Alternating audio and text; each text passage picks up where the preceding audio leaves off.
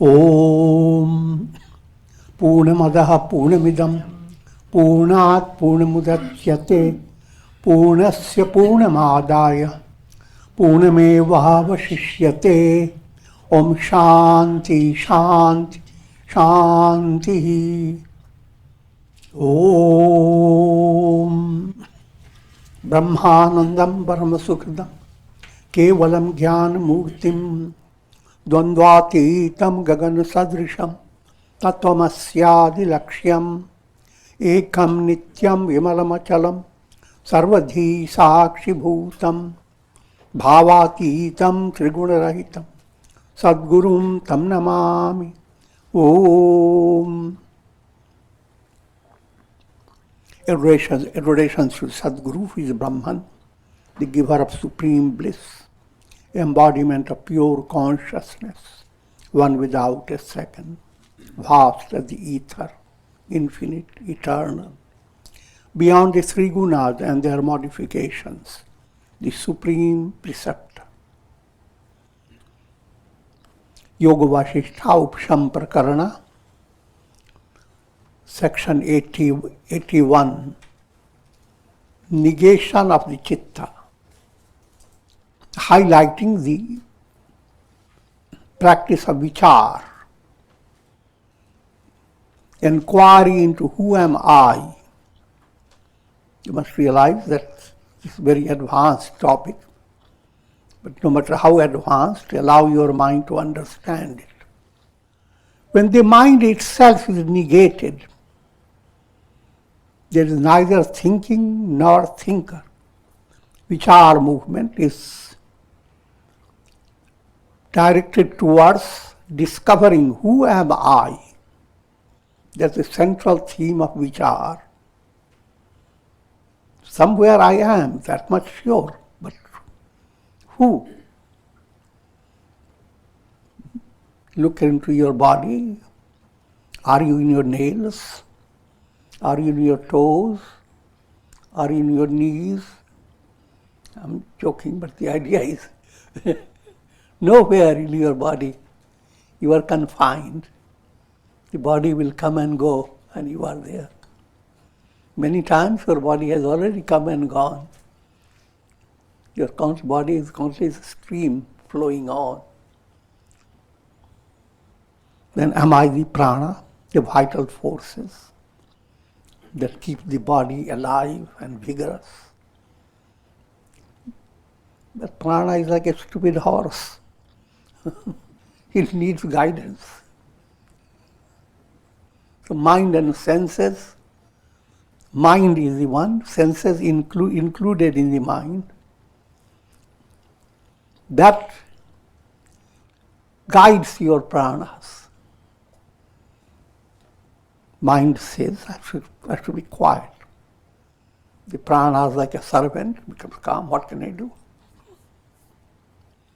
I'm giving a very simple way to understand. When mind says, be calm, you stop breathing abruptly. Prana catches your nose.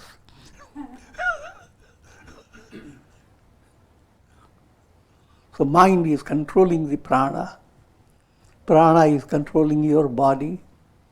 But mind in itself brings out so many perceptions. And it is intellect that gives the evaluation. So even mind itself is not the finality. And intellect, again, is not the finality. Intellect is sourced by cosmic mind. That intellect that has created the whole world.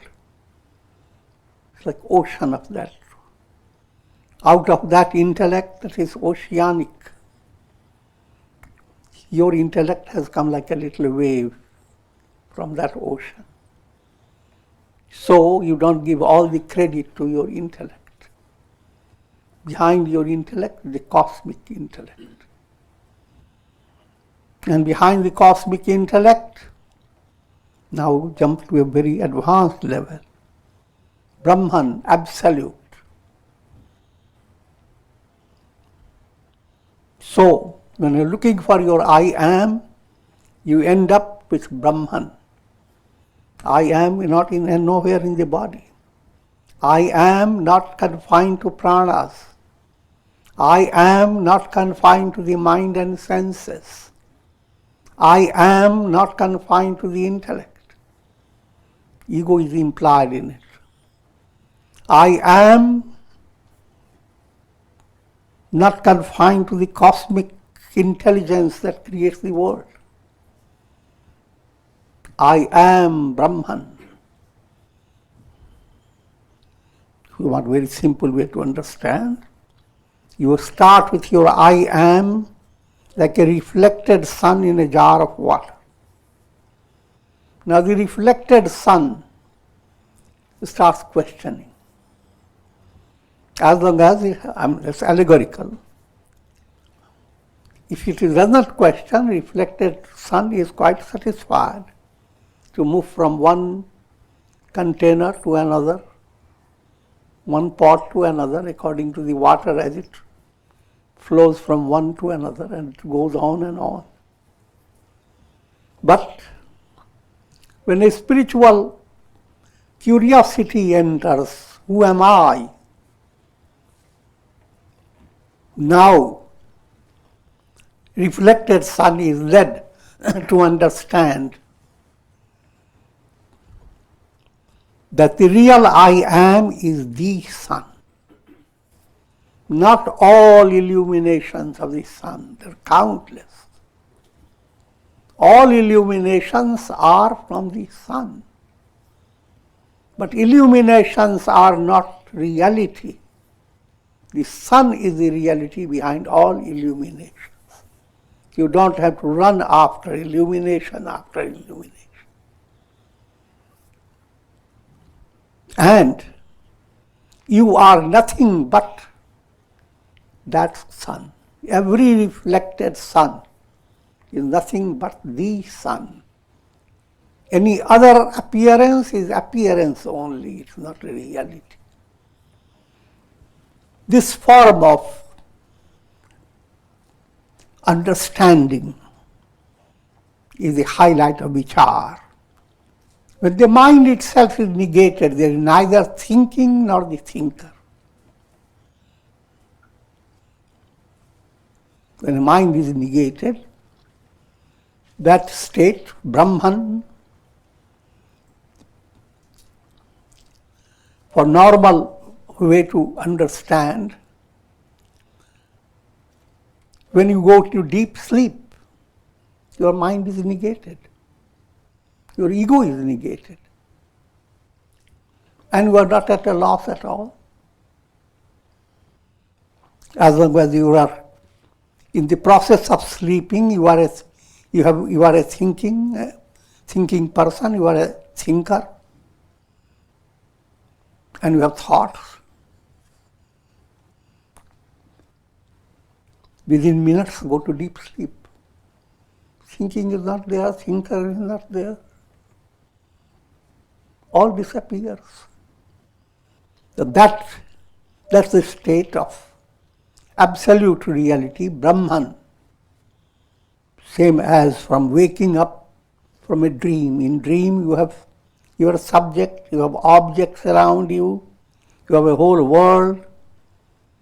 Wake up, you are not a subject, there are no objects, there is no interacting experience. All that was done by the magic of your mind. And mind in itself is full of illusion, is a cloud, like a cloud with moisture. As moisture dries up, cloud is not there anymore. Now I abide in Turiya. That's a advanced state of inquiry. Inquiry here in this context, let me first read this to you.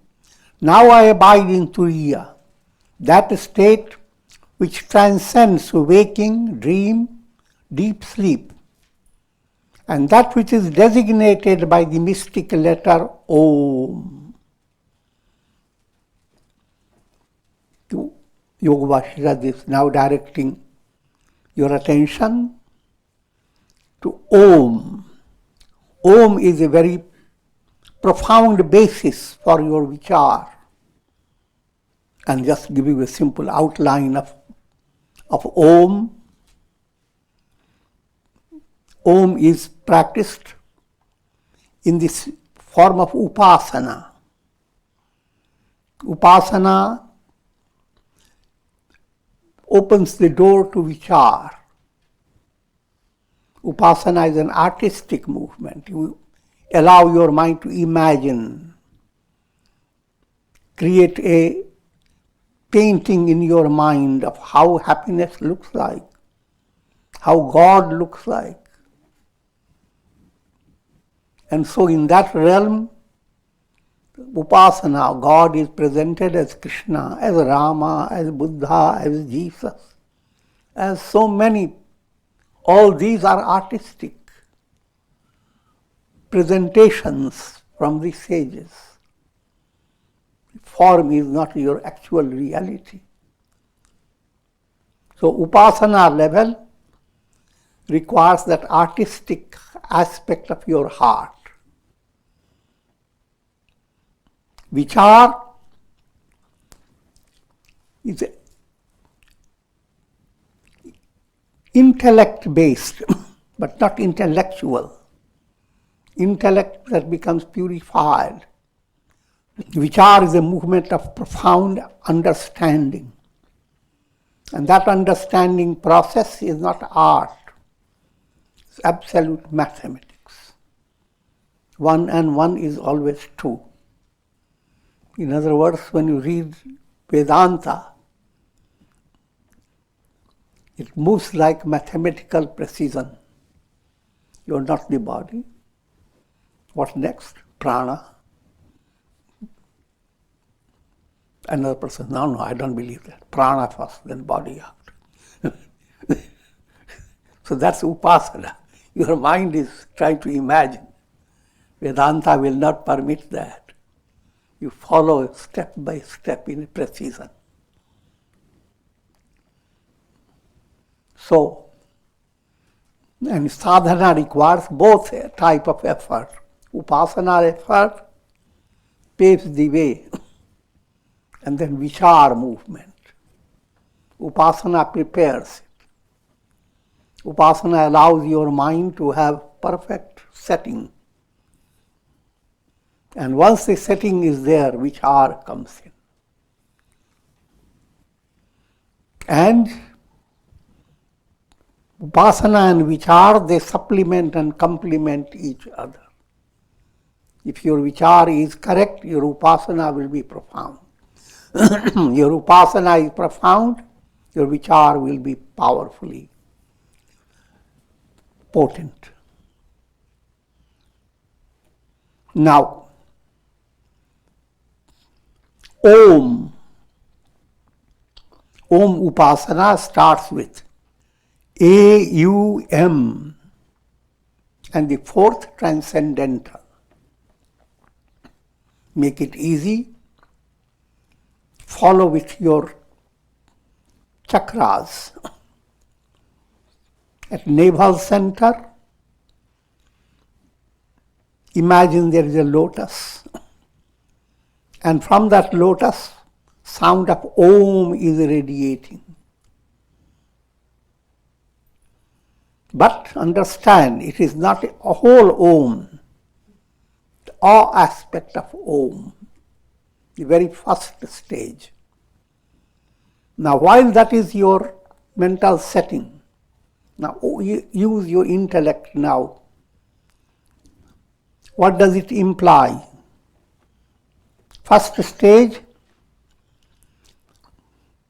awe is pointing to, who am I? First says, I am physical body. This is what I am. This identity with the physical body is called Vishwa. All individuals are Vishwa, in Vishwa stage. But now as you are inquiring, what is Vishwa? Physical body of yours is inseparably related to the whole universal matter. If you are calling your body I am, why don't you open your mind and be more profoundly sincere? First understand your body is a blend of cabbage, cauliflower, carrot, vitamins, minerals. And your body doesn't stay steady. It goes on diffusing. Sometimes from the ocean, there creates a little circle of water. Ocean feeds that circle, and the circle moves back into the ocean. So then, the main idea is, if you are profoundly scientific, I'm not ordinary science, and we're asking the question, I'm body. The body, what is body? It's not a definite substance. It is coming from the entire world of matter. So why not just call it matter? Cosmic matter. So, when the sense of identity with the body, physical body, individualized, that identity expands. If I am body, I am the cosmic body as well. If that is settled, your naval center has performed the best. It is Karma Granthi, Kriya. Kriya Yoga starts. And your Kriya Yoga movement attains profound fulfillment. Now come to another level. Your heart. In your heart chakra, imagine radiation of Om. First radiation was from the navel center. Next radiation coming from your heart. Now you have come to next stage. First point, you aspect of Om now is radiating, highlighted in your heart. You are listening to entire Om, but your focus is an you aspect of Om, or U. In Sanskrit, just U. What does it mean? Now you have come to a level of maturity to understand that the idea I am physical body is based upon mind. If you didn't have mind awareness, you could not recognize, you cannot assert I am the body. Even the picture of the body, the matter cannot be conceived without mind.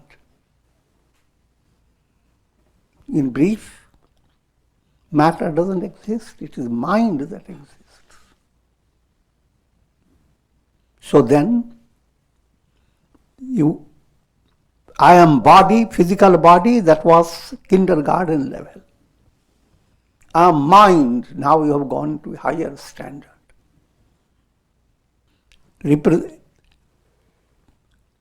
Symbolized by you aspect of Om. But then again with mind comes the same predicament.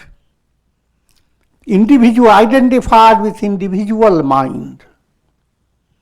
You are called Tejas. Literally meaning effulgent. Mind is effulgent. Body is just dumb. But then, your individual mind is not a separate mind from all minds. It is not separate from the mind that is behind the entire universe. You cannot separate it. You cannot separate a wave from the ocean. So if you recognize I am a wave, then go deeper. Wave is not separate from the ocean. You are the ocean. Identified with the astral body, you are Tejas. Identified with the cosmic subtle body, you are Hiranyagarbha. Hiranya means gold. Garbha, the womb. What does it mean? It's a highly allegorical statement. When you go after the worldly values, when you are deluded by the world, what happens? You are not going after gold, you are going after golden ornament. Big difference. Hold on to an ornament with all its stories, how it has gone from one person to another and how long you have preserved it and how powerful and costly it has become. And that's the predicament. Mind goes after golden ornament. Mind goes after the illusions created by names and forms. The reality behind names and forms is the gold. And that is sourced by your cosmic mind. Cosmic mind is the womb that produces that. Jnana vision, in simple way of saying, the vision of jnana, wisdom is pure gold. And cosmic mind gives a channel to that pure gold. So, in the second level of upasana, you being highlighted and your understanding, I am mind, individualized mind I have, but that individualized mind is nothing but the cosmic mind. And therefore, it opens a channel for you not to be confined to narrow-minded problems of the world. Same mind that can keep you completely in a corner of a room with spiders and roaches around. Same mind can open the door, put wings on you and make you fly. So, coming back, I am Tejas, and therefore I am Hiranyagarbha. Coming to the third stage, now you are identified with the subtler, deep down in your chitta, there's a causal state. That state is what you experience in your deep sleep. And causal state is a kind of a veil of illusion. Now, first stage, you are not the mind. Your mind itself is caused by the causal source. So you are individual causal personality. The Sanskrit term, you are prajna. Prajna has a subtle meaning. All that you know is sourced by your causal plane. Give you simple illustration. Think of volumes of writings done by a pen with the help of ink. All those writings that go to now become your source of countless informations, experiences, studies, the whole picture of the universe goes out. But what is the source of all the writing on those white papers? Ink. Causal plane plays like ink pot. Without that ink pot, there will be no experience. All your experiences are like written letters. And the source behind all the written letters is the ink. And the source of the ink is the ink pot. It's old style.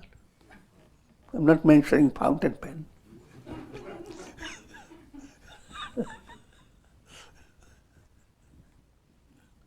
Your causal body is like that ink. So it is as if the knower of all that you know in your waking state, in your dream state, is all supplied by the causal plane. And in causal plane, all become just an ink aspect. It's not defined, just the source. Identified with individual causal body, you are called prajna. Cosmic causal body called Ishvara. Ishvara, God. No matter how things are, all names and forms, who is the substance? What is the real ink behind all these names and forms? God, Ishvara. So when you come to this stage, these are steps, advancing step. First step, you understood you are nothing but the body. And you stretch to understanding you are Virat. Second stage, you are subtle body. And as such, you are cosmic subtle body, Hiranyagarbha. Causal, you are this unconscious source.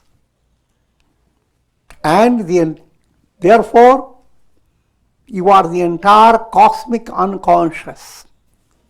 Cosmic unconscious is God Himself. Therefore, He always sleeps. Lord Narayana, the big sleeper. Your sleep is individualized sleep. Narayana's sleep is cosmic sleep.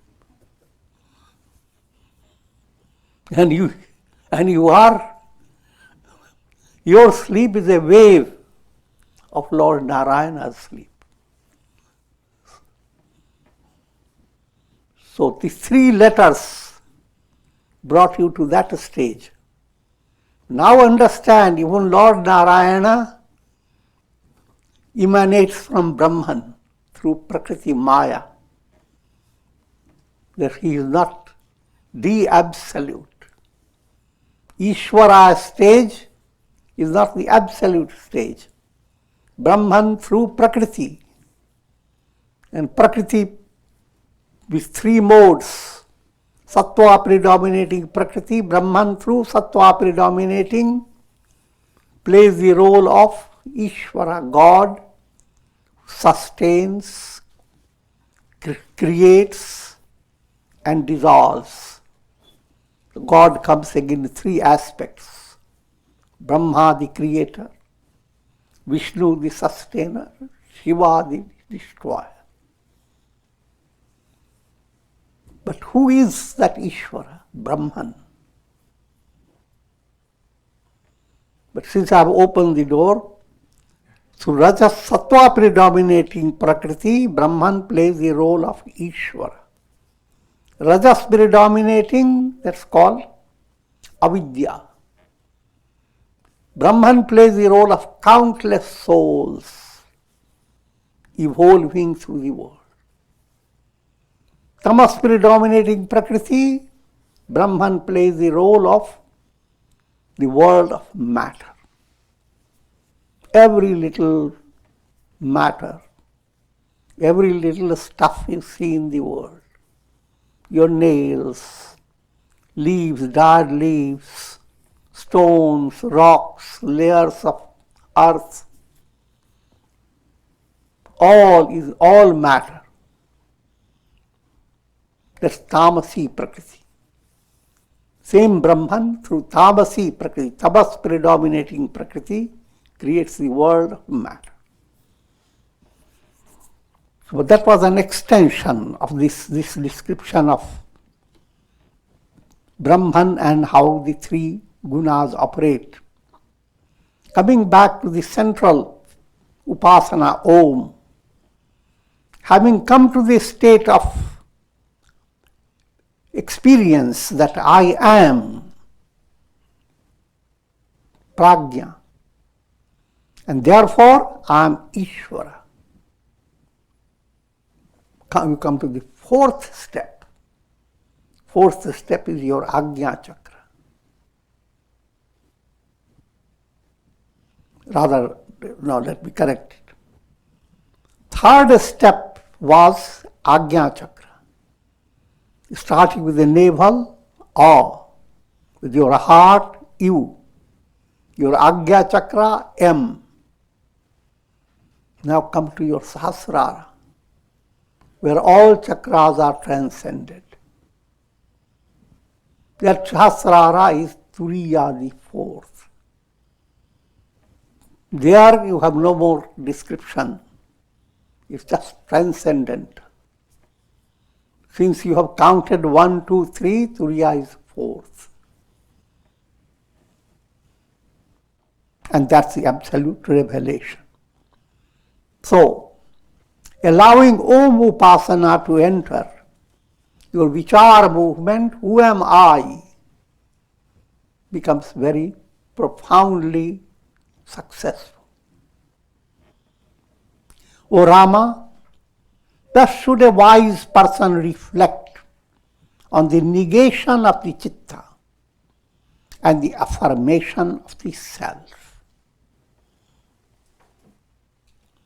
When you come to Turiya, Chitta has completely been negated. Again, let you make it easy to understand. Complete negation of the Chitta means if you are watching a cinema show, all the time you are entertained by the show. The show goes on creating so many states. But when the projection itself is taken away, then you find the reality. Even while the projection was going on, the screen was the reality. That screen is Brahman. And when the reality has become realized, you have realized I am the screen, then projections have no meaning for you. So the whole projecting machinery, which is mind, is no longer needed. The screen gave value and reality to every projection of your mind. And that's again, I'm reminding of those profound terminologies. Bhava pratyaya. Projections exist. That's all your experience, from bondage to release. Projections, in and through projections you attain. But after release, enlightenment, the projection itself, pratyaya bhav, pratyaya is projection. First is presence of projection. Second, negation of projection. The entire cinema show has been cut down. And that's the fourth, transcendent. Some scriptures may use also the term turiya tita. That's only a jugglery of words. Tita means, why count fourth? That's the only reality. The same turiya you are pointing out, it is not fourth, it is one and the last. First and the last. It is absolute. So therefore, we have reached turiya tita. O Rama, thus should a wise person reflect on the negation of the chitta and the affirmation of the self. This practice must be maintained at all times. Your I am problem is not just for morning or evening or for special times. You can't exist without that I am. So that understanding of who am I now is your perpetual support. You can't get away from it. This practice must be maintained at all times while eating, sleeping, walking, standing, sitting, or in any condition. For details, we have to study Sthita Prajna Lakshanas. How does the sage walk, sit? Implying he does walk, he does sit, he does so many things. Your body goes on doing so many things, but you are the same person. And if you have that understood, so you are not distracted by your body. You are not distracted by the world. World goes on creating lots of things. But your inner understanding, who am I? Your deep revelation of your identity, that cannot be shaken. Reflected suns are always in shaking state. But this real identity, the sun, any reflected sun that has realized I am the sun, though it is shaken constantly, the truth I am the sun is never shaken. Figure that out.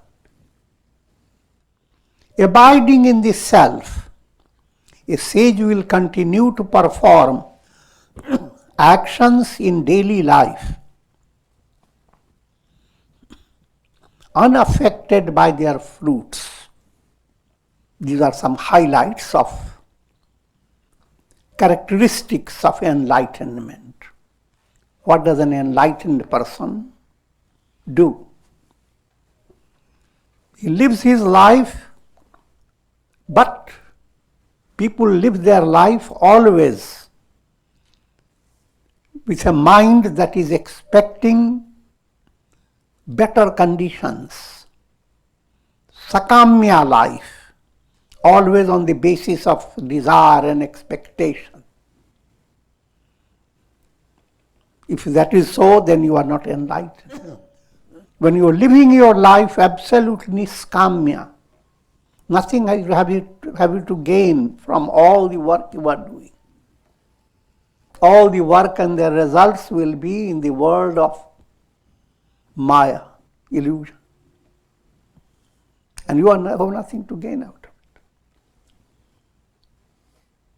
Sun has nothing to gain out of all the illuminations due to the world.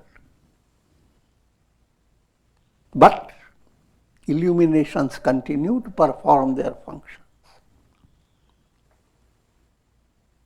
So sage continues, but in his internal disposition, he has no expectation, he is not attached to fruits of karma.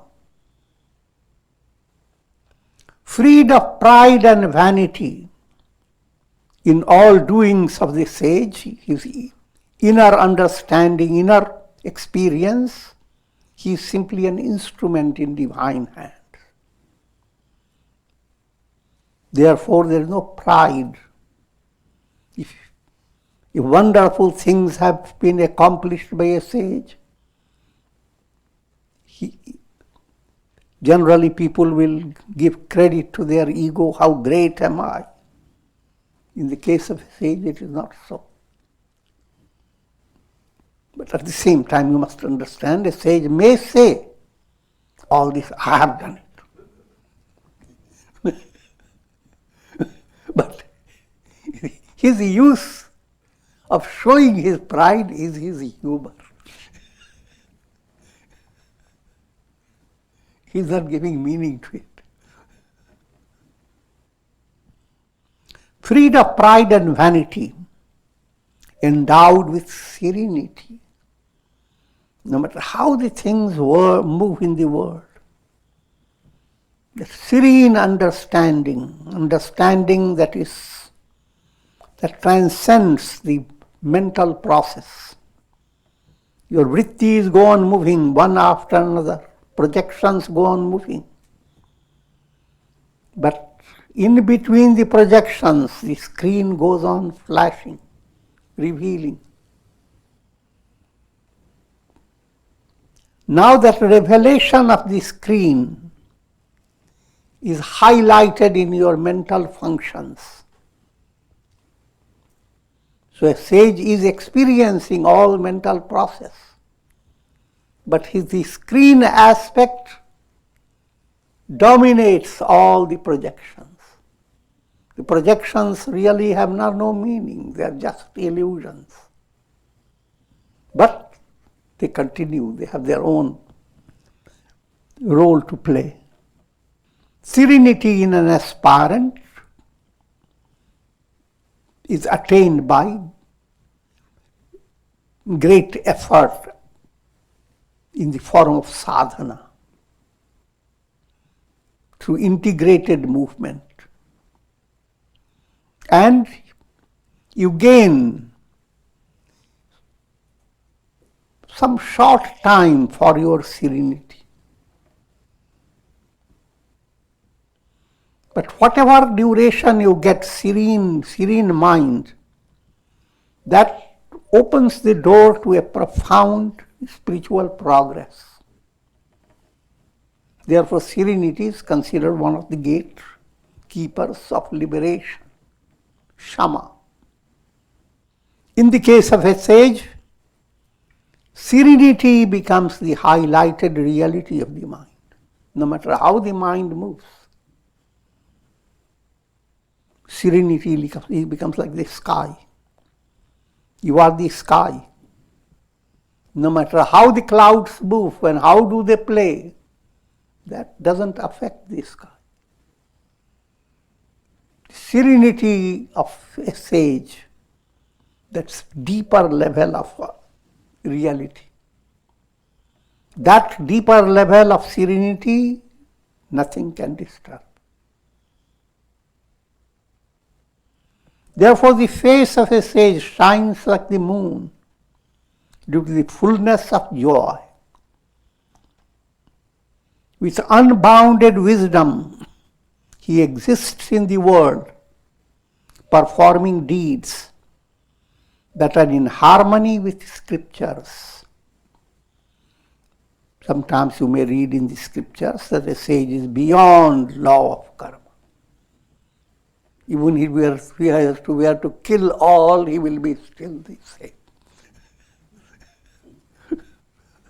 That type of statement is completely allegorical, nothing to do with it. That's what Krishna said to Arjuna. You have already killed them. If you kill them all, you are not killing anything. The killing term had nothing to do with murder and terror and anything of that nature. It simply means no matter what karma a sage performs, he is untouched, he is non-doer. I am non-doer, I am non-enjoyer. I am not the doer. That is absolute reality in a sage. But then comes the question, can he therefore do stupid karma?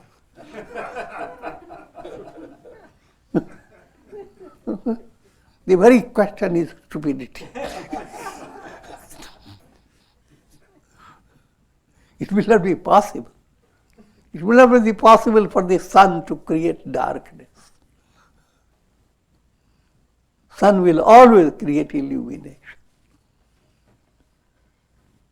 So, he is untouched by fruit of karma. That doesn't mean he takes recourse to unrighteous karmas. All his karmas become effortless, sahaj, in accord with the highest scriptural teachings and wisdom.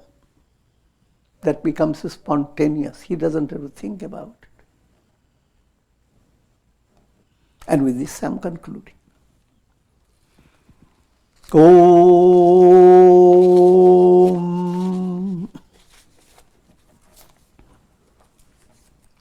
Ram Ram Ram Ram Ram Om Om Namah Shivaya Om Namah Shivaya Om Namah Shivaya Om. Fair prayer for the shower of Karunamaya Ras, the grace, nectarine grace of compassion to alleviate all the terror and sufferings of humanity and awaken the aspiration to discover who am I, move away from the illusory egos and come to realize I am, that am I. That's liberation, that's nirvana, that's the goal of all religions of the world. Om Trayambakam Yajamahe Sugandhim Pushti Vardhanam Urvarukuma Bandhanan Mrityor Mukshyamamritat. Om Sarve Bhavantu Sukhina Sarve Santu Niramaya Sarve Bhadrani Pashyantu Ma Kashchid Dukha Bhag Bhavet. Om Shanti Shanti Shanti. Hari Om.